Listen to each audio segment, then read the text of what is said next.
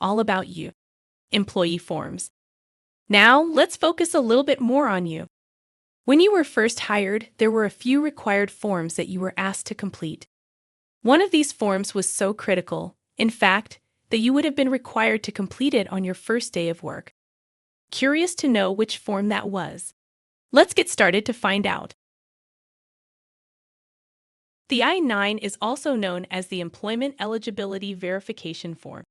As the name implies, it is used to verify your eligibility to be employed in the United States. In 2023, the U.S. Citizenship and Immigration Services published a revised version of Form I-9. Starting November 1, 2023, all employers must use the new Form I-9. The new form reduces sections 1 and 2 to a single-sided sheet. It is designed to be a fillable form on tablets and mobile devices. Note, they also move the Preparer-Translator certification area to a separate, standalone supplement found on page 3 of the form, and they move re-verification and rehire to a standalone supplement found on page 4 of the form. Employers can use these when necessary. The I-9 form has 3 important parts you should know about. 1. Page 1, Section 1 is the employee completed section. 2. Page 1, Section 2 is the employer completed section. 3. Page 2 lists all acceptable documents. For a document link to the I-9 form, please see the next reading item, Form Resources in this lesson. The Form I-9 is still an easy 3 steps. 1.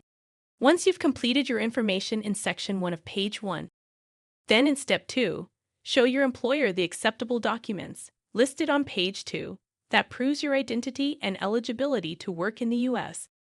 3. Then, your employer completes Section 2, Employer Review and Verification Page 1. This certifies that they viewed the documents you provided. When reviewing the list of acceptable documents on Page 2 of Form I-9, did you notice that there are several approved documents you can show your employer to prove your identity, as well as your employment authorization?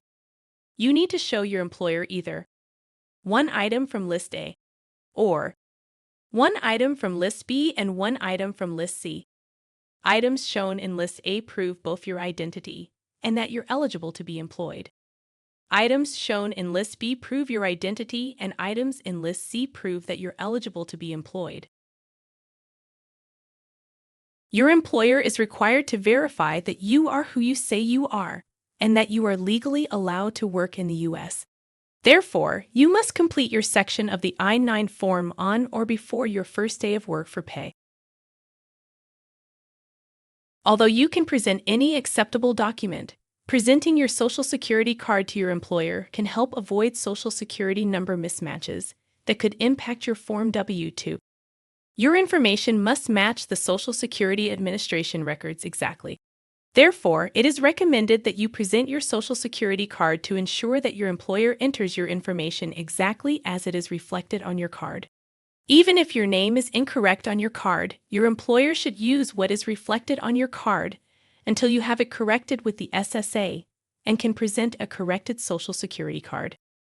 Note that, if your employer uses E-Verify to confirm the eligibility of their employees to work in the U.S., you must present your Social Security card.